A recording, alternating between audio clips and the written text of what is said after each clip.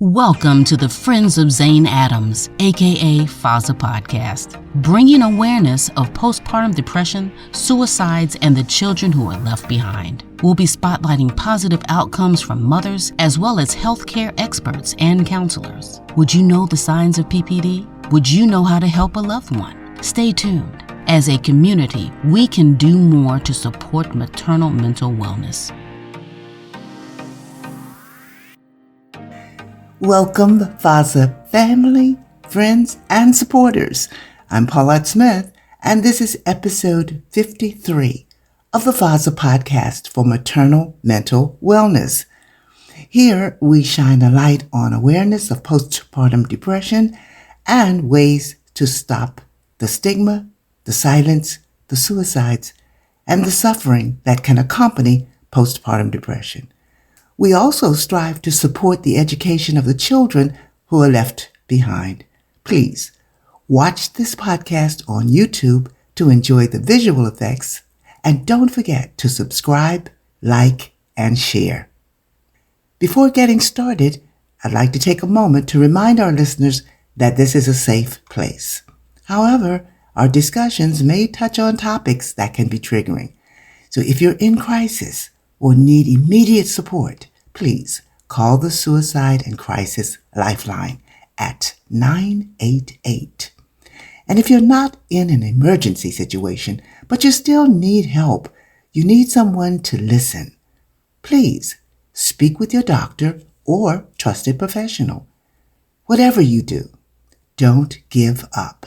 If you're still struggling to find support in your local area, please visit us online at FOZAinc.org. That's FOZAinc.org for our FOZA Finder services. We'll support you in finding resources in your zip code. You're never required to share any sensitive information with us. February is recognized as International Boost Self-Esteem Month. And at first glance, that sounds simple, maybe even obvious. Yes, we are always talking about boosting our self-esteem, so why is an international month dedicated just for that? Well, we wanted to pause for a moment because we wanted to be very clear about our delivery of why we think this is so important, why boosting one's self-esteem isn't the same as just becoming self-absorbed. Because when we talk about different situations in today's climate, it's easy to go from one extreme to another. So we want to talk about boosting self-esteem and how that's different from becoming self-absorbed. I think that's important. I've seen many articles like I said, in recent times, just challenging self-care as being selfish. And that's very sad. Because many people, especially caregivers, mothers, those who've experienced loss, there's a distinction, and the distinction matters. It's important to practice self-care without feeling as if you're being selfish. It matters a great deal. Now, today's conversation is about how we can build healthy self-esteem without disconnecting from others, and without dismissing family or community, and without feeling like we have to put ourselves above or below anyone else. So let's define what self-esteem actually is, and why it's important to differ self-esteem from self-absorption. And as we go through this, I think it will become pretty clear why self-esteem is often misunderstood. We're going to learn that it's not about confidence that never wavers. It's not about constant positivity. And it's not about believing that you're better than anyone else. That's not what self-esteem is all about. But when people exhibit confidence, positivity, and assurance, they're often misunderstood. They're considered to be self-absorbed and arrogant. The truth is that healthy self-esteem is about self-respect. Yes, self-respect. Who can argue with that? While self-esteem can influence and can fluctuate based on external successes or failures, self-respect is consistent. It's value-based. It's committed to acting with integrity. It's committed to setting boundaries and treating yourself with kindness. It's not about avoiding responsibility, but it's also not about beating yourself up either.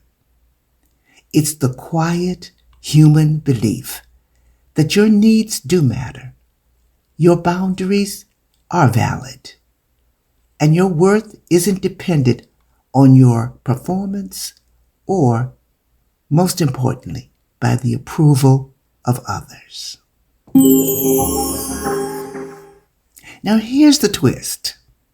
For many people, especially women, while looking in may mistake your efforts to build self-esteem as arrogance, you should never stop boosting your feeling of worth. Because low self-esteem is filled with undesirable traits that are often taken as you being a nice person or a humble person.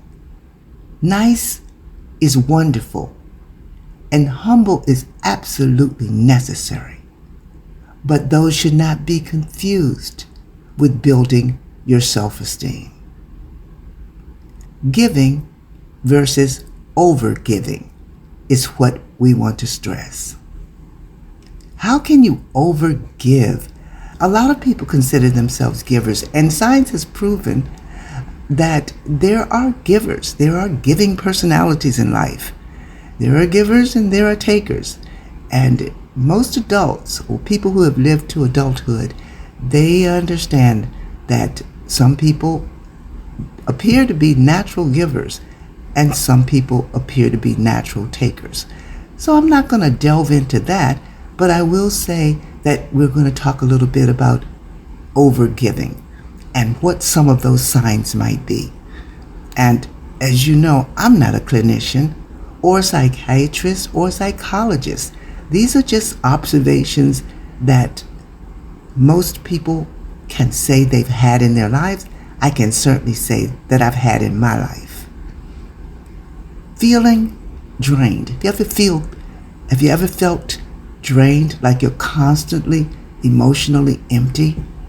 You sigh a lot or you feel exhausted, and sometimes you feel resentful about what you're giving and what you're getting in return. That can make you feel a little bit drained. If you ever have feelings of abandonment, maybe you feel like you give more due to different situations in your life. You may be afraid you're going to lose something.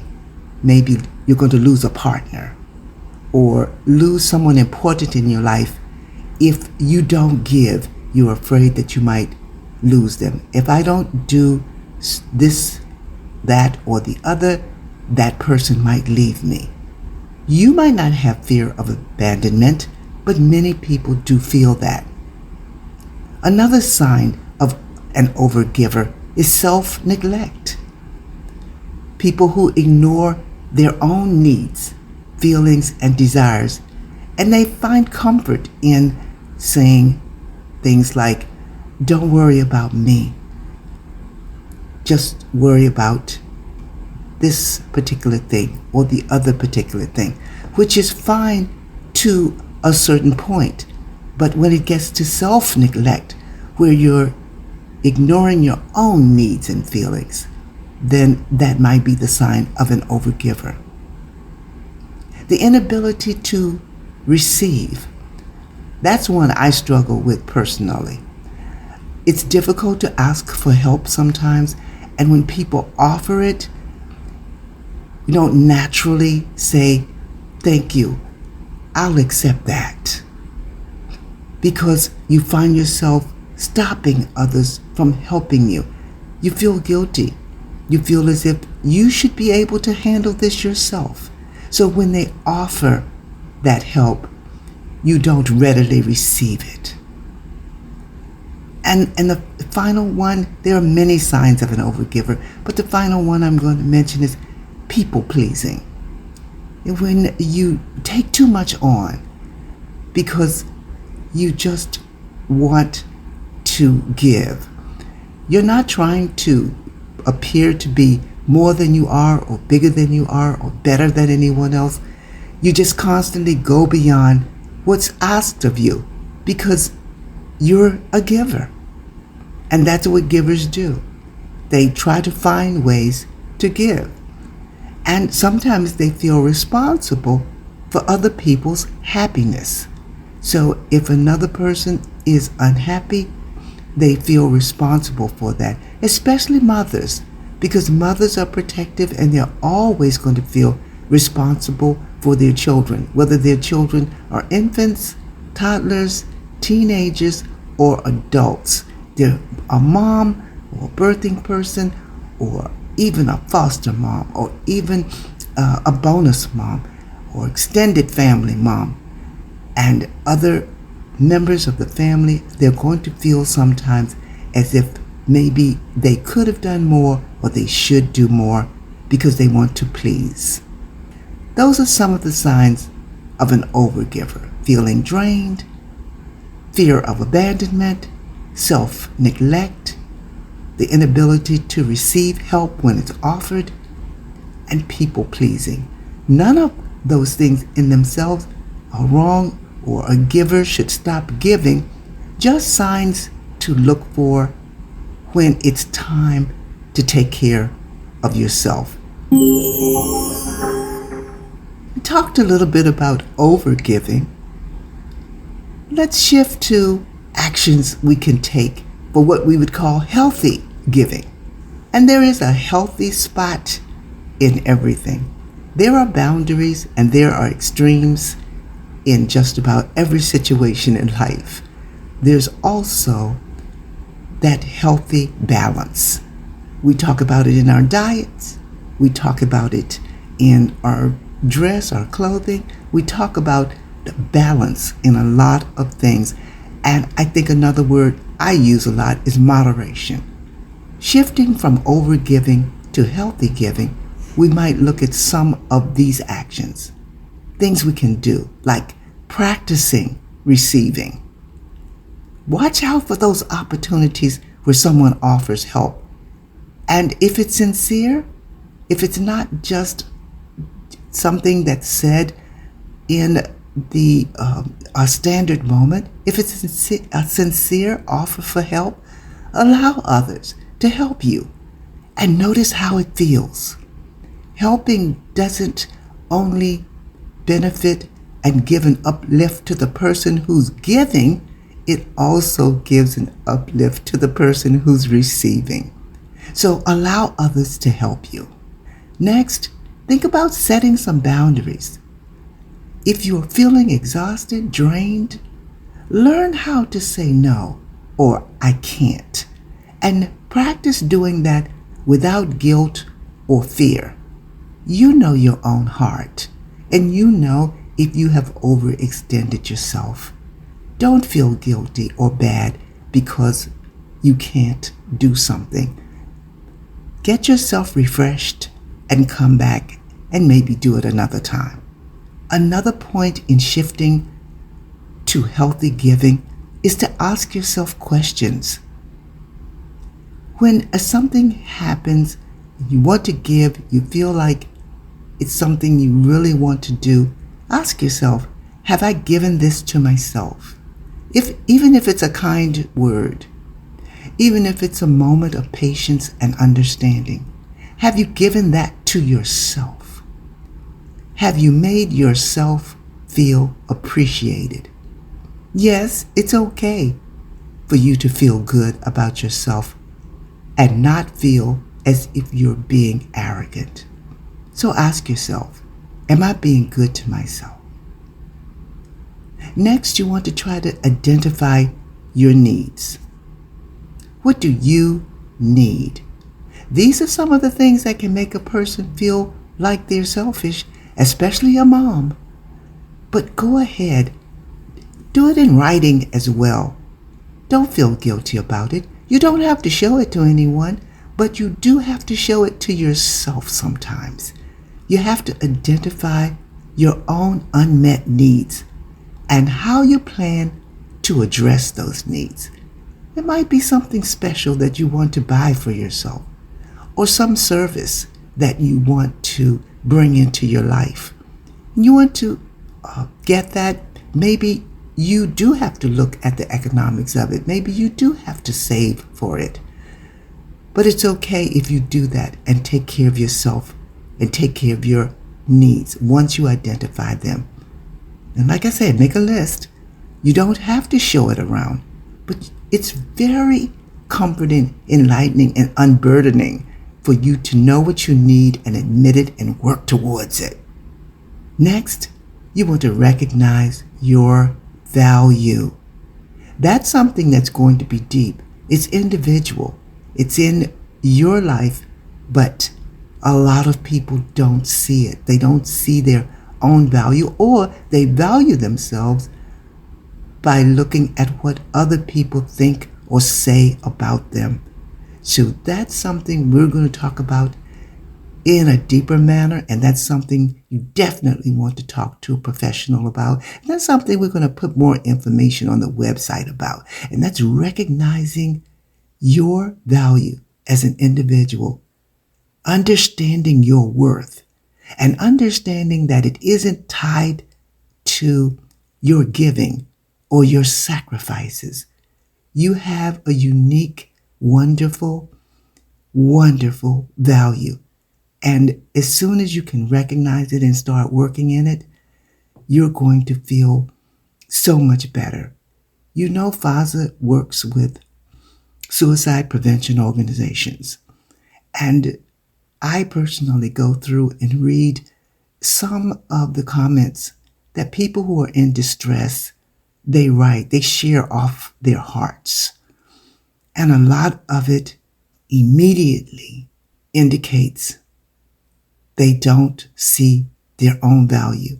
I'm a stranger, and I can read something that someone will post, and I can see their value. And I don't even know them. And yet they live in their own skin and can't see their value, and they don't believe the people around them when they say, you are valuable, you are needed, you are loved. And unfortunately, that is one of the big reasons for so many statistics in suicide. Just seeing your own value, your purpose for being here on this earth, you would not want to leave. You would want to live another day. But going on and shifting from overgiving to healthy giving, you want to seek support. And so all of the things I've talked about are things that FOZA encourages you to seek support on, recognizing your value, identifying your own unmet needs, asking yourself questions, setting boundaries, practicing receiving from others. All of those actions sound really good and may sound simple, but we understand that you might need some guidance on that journey. So the first thing is to don't be afraid to look into shifting.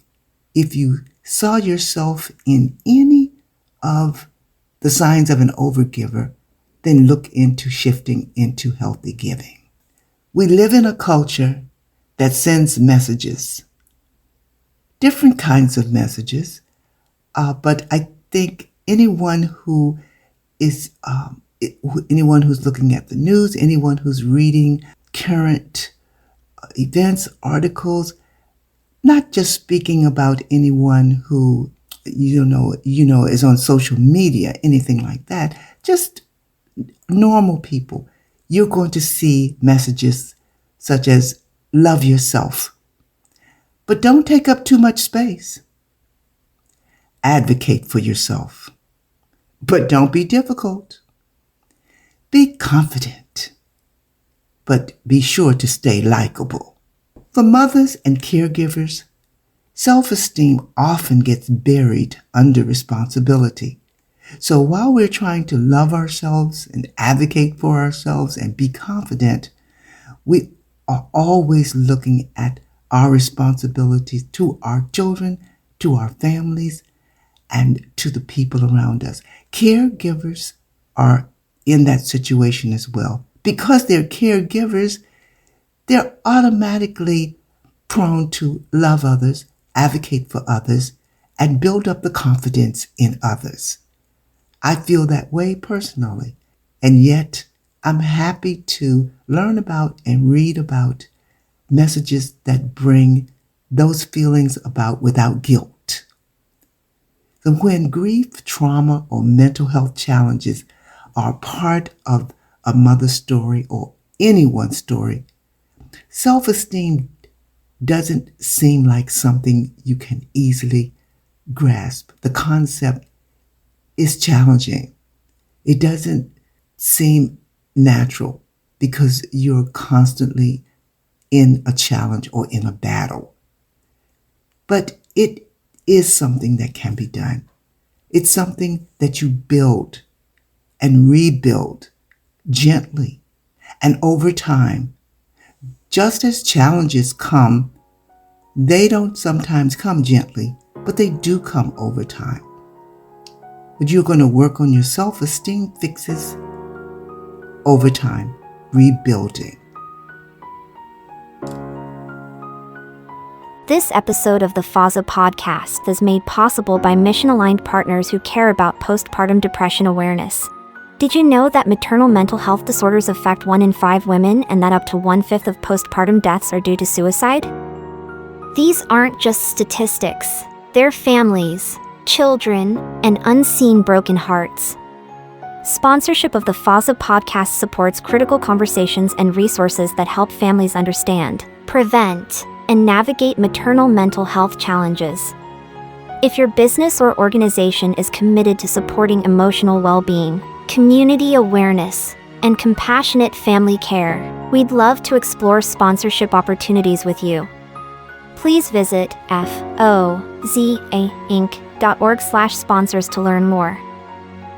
Now back to the podcast.